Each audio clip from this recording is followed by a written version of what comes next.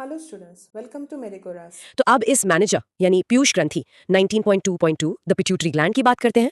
ये छोटी सी ग्रंथि कहाँ होती है? ये दिमाग के बेस पर हड्डी की एक छोटी सी कैविटी जिसे सेला टर्सिका कहते हैं उसमें सुरक्षित रहती है और एक डंठल जैसे स्ट्रक्चर से हाइपोथैलेमस से जुड़ी होती है।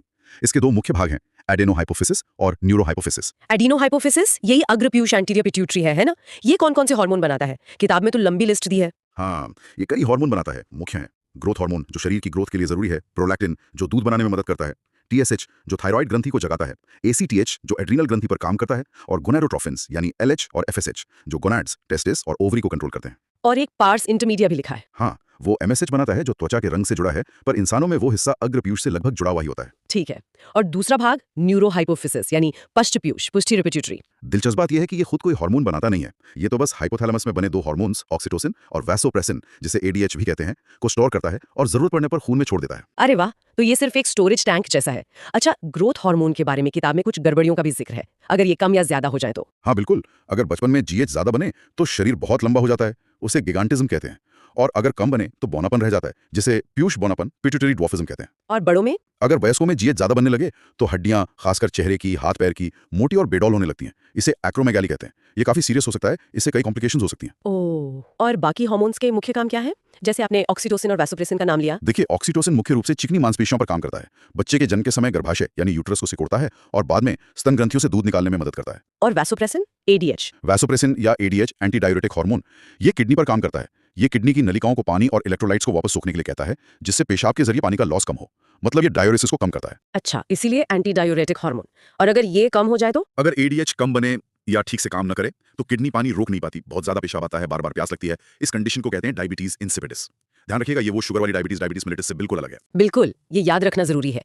चलिए, पीयूष ग्रंथि के बाद अब एक और छोटी सी ग्रंथि पर आते हैं। 19.2.3 पीनियल ग्रंथि। ये क्या करती है? ये भी दिमाग में ही होती है। अगर मस्तिष्क के डोर्सल साइड मतलब ऊपरी पिछले हिस्से में ये मेलेटोनिन नाम का हार्मोन बनाती है। मेलाटोनिन, ये तो मैंने सुना है, ये नींद से जुड़ा हुआ है शायद? बिल्कुल सही। इसका सबसे जाना माना काम है हमारे शरीर की 24 घंटे की लय, जिसे डायोनल रिदम या सर्कैडियन रिदम कहते हैं, उसे बनाए रखना। जैसे सोने जागने का चक्र, बॉडी टेम्परेचर का कंट्रोल। बस यही या और भी कुछ? नहीं, इसके अलावा भी इसके असर देखे गए हैं, जैसे मेटाबॉलिज्म पर, त्वचा के पिगमेंटेशन पर, महिलाओं में मासिक चक्र पर और यहाँ तक कि हमारी इम्यूनिटी मतलब रक्षा क्षमता पर भी असर डालता है छोटी सी पर काम बहुत है इसके। सच में? अब आते हैं गर्दन में जो ग्रंथि है उस पर 19.2.4 थायराइड ग्रंथि। हाँ, ये हमारी सांस की नली ट्रेकिया के दोनों तरफ होती है। दो लोब्स होते हैं इसके, जो बीच में एक पतले से टिश्यू फ्लैप जिसे इस्थमस कहते हैं उससे जुड़े होते हैं। तितली जैसी दिखती है थोड़ी। किताब में चित्र 19.3 है इसका। और इसके अंदर क्या होता है? ये हार्मोन कैसे बनाती है? इसके अंदर छोटी छोटी थैलियां जैसी संरचनाएं होती हैं जिन्हें फॉलिकल्स कहते हैं और उनके बीच में स्ट्रोमल टिश्यू होता है। हर फॉलिकल फॉलिकुलर सेल से बना होता है और यही सेल्स दो मुख्य हार्मोन बनाती हैं, टेट्रा आयोडोथायरोनिन जिसे थायरॉक्सिन या T4 कहते हैं और ट्राई आयोडोथायरोनिन यानी T3। और इनके बनने के लिए आयोडीन चाहिए होता है ना? एनसीईआरटी में इस पर काफी जोर दिया गया है। बिल्कुल, नॉर्मल हार्मोन बनने के लिए आयोडीन बहुत जरूरी है। अगर खाने में आयोडीन की कमी हो तो ये हार्मोन ठीक से नहीं बन पाते। इसे हाइपोथायरॉयडिज्म कहते हैं और इसकी वजह से थायराइड ग्रंथि ज्यादा काम करने की कोशिश में फूल जाती है, जिसे घींगा या गॉइटर कहते हैं। और अगर प्रेगनेंसी के दौरान माँ में आयोडीन की कमी हो तो? तो वो बच्चे के विकास के लिए बहुत खतरनाक हो सकता है। बच्चे का शारीरिक और मानसिक विकास ठीक से नहीं हो पाता, उसकी ग्रोथ रुक जाती है, क्रेटिनिज्म, मंदबुद्धि हो सकता है, त्वचा अजीब हो सकती है, बहरापन, गूंगापन भी हो सकता है। बाप रे। और वयस्क महिलाओं में हाइपोथायरॉयडिज्म का क्या असर होता है? उनमें मासिक चक्र अनियमित हो सकता है। और अगर थायराइड हार्मोन ज्यादा बनने लगे तो, मतलब हाइपोथायरॉयडिज्म? हाँ, ऐसा भी हो सकता है। मान लीजिए ग्रंथि में कैंसर हो जाए या गांठें बन जाएं तो हार्मोन ज्यादा बनने लगते हैं। इससे शरीर का मेटाबॉलिज्म बहुत तेज हो जाता है, वजन गिरने लगता है, धड़कन तेज हो जाती है, शरीर पे बुरा असर पड़ता है। इसका कोई खास प्रकार भी है? हाँ, एक रूप है एक्सोप्थेल्मिक गॉइटर या ग्रेव्स रोग, ग्रेव्स डिजीज। इसमें ग्रंथि तो बढ़ती ही है, साथ में आंखें ऐसे बाहर को निकली हुई सी लगती हैं, बेसल मेटाबॉलिक रेट बीएमआर बढ़ जाता है, वजन कम होता है। तो फिर थायराइड हार्मोन्स के मुख्य काम क्या हुए मेटाबॉलिज्म के अलावा? ये हमारे शरीर की बेसल मेटाबॉलिक रेट बीएमआर को कंट्रोल करते हैं, लाल रक्त कोशिकाओं यानी आरबीसी के बनने में मदद करते हैं, कार्बोहाइड्रेट, प्रोटीन और फैट के मेटाबॉलिज्म को नियंत्रित करते हैं, शरीर में पानी और इलेक्ट्रोलाइट का बैलेंस बनाए रखने में भी इनका रोल है। और किताब में एक और हार्मोन का जिक्र है, थायरोकैल्सिटोनिन। हाँ, टीसीटी, ये एक प्रोटीन हार्मोन है जो थायराइड ग्रंथि ही बनाती है। इसका काम है खून में कैल्शियम के लेवल को कम करना, मतलब रेगुलेट करना। अच्छा, कैल्शियम रेगुलेशन। तो फिर अगली ग्रंथि इसी से जुड़ी होगी। 19.2.5 पैराथायरॉइड ग्रंथि, पैराथायरॉइड ग्लैंड। किताब के हिसाब से ये थायराइड के पीछे होती हैं। हाँ, आमतौर पर चार छोटी जो थायराइड ग्रंथि के पीछे की तरफ उसी के टिश्यू में धसी हुई सी होती हैं। हर लोब में एक जोड़ी। चित्र 19.3 बी में दिखाया गया है। ये पैराथायरॉइड हार्मोन पीटीएच बनाती हैं, जो एक पेप्टाइड हार्मोन है। और इसका काम टीसीटी से उल्टा है ना, मतलब ये कैल्शियम लेवल बढ़ाता है। एकदम सही। पीटीएच खून में कैल्शियम का लेवल बढ़ाता है, इसीलिए इसे हाइपर कैल्सियमिक हार्मोन कहते हैं।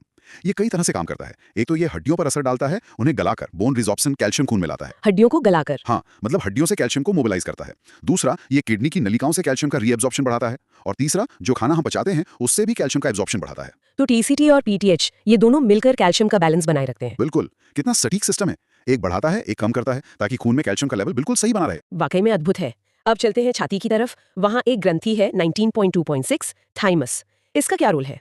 थाइमस ग्रंथि हमारी छाती में उरोस्थी यानी स्टर्नम के पीछे और महाधमनी यानी एओर्टा के आगे फेफड़ों के बीच में होती है।